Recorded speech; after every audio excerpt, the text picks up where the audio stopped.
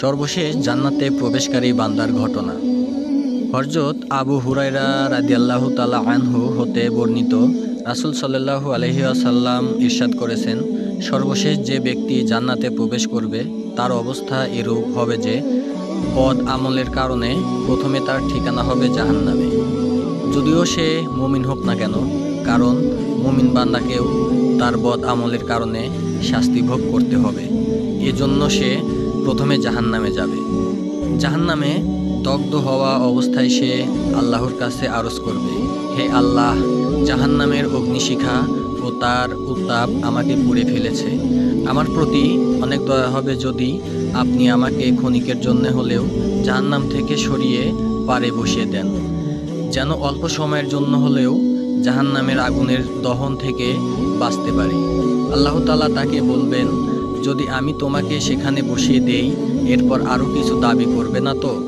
লোকটি বলবে, হ্যাঁ আল্লাহ, আমি ওয়াদা করছি, শুধু একবার আমাকে বের করে সেখানে বসিয়ে দিন, এরপর আমি আপনার কাছে কোনো কিছু দাবি করব না। আল্লাহ তাআলা তাকে বলবেন, আচ্ছা ঠিক আছে, তোমার কথা মেনে নিচ্ছি। তারপর ওই ব্যক্তিকে জাহান্নাম থেকে বের করে জাহান্নামের পাড়ে বসিয়ে দেওয়া হবে। জাহান্নামের পাড়ে কিছুক্ষণ বসে থাকার পর তার চিন্তা শক্তিতেও আরও কিছু পাওয়া আশা সৃষ্টি হবে। ফলে সে আবার বলবে, হে আল্লাহ, জাহান্নামের আগুন থেকে আপনি তো মুক্তি দিয়েছেন, এটা আপনার দয়া ও করুণা, কিন্তু বসিয়ে দিয়েছেন এমন স্থানে যেখানে জাহান্নামের আগুনের শিখা পুরোপুরিভাবে দহন করছে। যদি আমাকে সামান্য সময়ের জন্য এমন স্থানে নিয়ে যেতেন যেখানে জাহান্নামের উত্তাপ আমাকে স্পর্শ করতে পারবে না।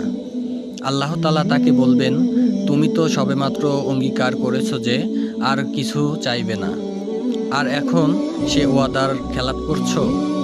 বান্দা বলবে, হে আল্লাহ, বেশি নয়, আমাকে এখান থেকে একটু দূরে নিয়ে যান, এরপর আর কিছু বলবো না এবং কিছু চাইবো না। সুতরাং আল্লাহ তাআলা তার আবেদন কবুল করে তাকে সামান্য দূরে সরিয়ে দেবেন, যেখান থেকে জাহান্নামের হৃদয় করা মনোমুগ্ধকর দৃশ্যবলী সে অবলম্বন করবে।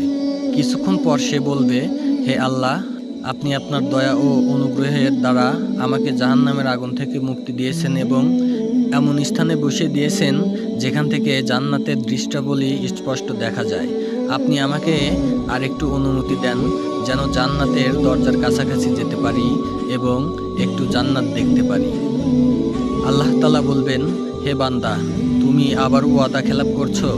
লোকটি বলবে, হে আল্লাহ, যখন আপনি আপনার অনুগ্রহে আমাকে এ পর্যন্ত নিয়ে এসেছেন, এখন জান্নাতটাও এক নজর দেখতে দিন। আল্লাহ তাআলা বলবেন, তোমাকে এক নজর দেখতে দিলে তো বলবে, আমাকে একটু ভিতরে যাওয়ার অনুমতি দিন। লোকটি বলবে, হে আল্লাহ, শুধু এক ঝলক দেখতে দিন, এরপর আর কিছু চাইব না। তারপর আল্লাহ তাআলা তাকে এক নজর জান্নাত দেখার সুযোগ দেবেন, কিন্তু জান্নাতকে এক ঝলক দেখার সঙ্গে সঙ্গে সে বলে উঠবে, হে আল্লাহ, আপনি তো পরম দয়ালু ও অনুগ্রহকারী, আপনি যখন আমাকে এত দয়া করেছেন, এবার আরেকটু দয়া করুন, মেহেরবানি করে এর ভিতরেও প্রবেশ করিয়ে দিন।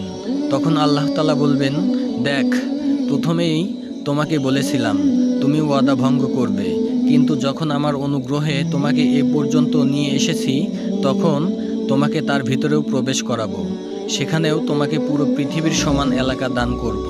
লোকটি বলবে, হে আল্লাহ, আপনি তো দয়ার সাগর, আপনি কি আমার সঙ্গে ঠাট্টা করছেন?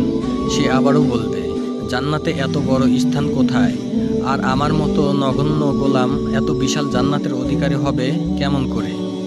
আল্লাহ তাআলা বলবেন, আমি কারো সঙ্গে ঠাট্টা করি না, বাস্তবেই আমি তোমাকে এমন জান্নাত দান করলাম।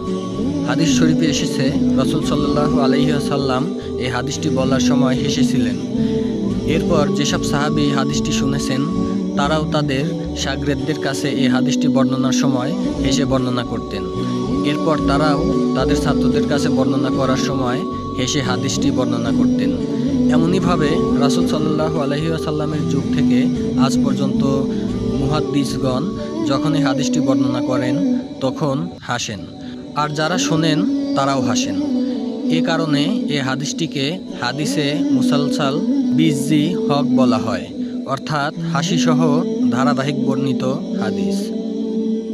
এমন সব ভিডিও পেতে আমাদের এই পেজটি সাবস্ক্রাইব করে পাশে থাকা বেল আইকনটি বাজিয়ে দিন। ধন্যবাদ।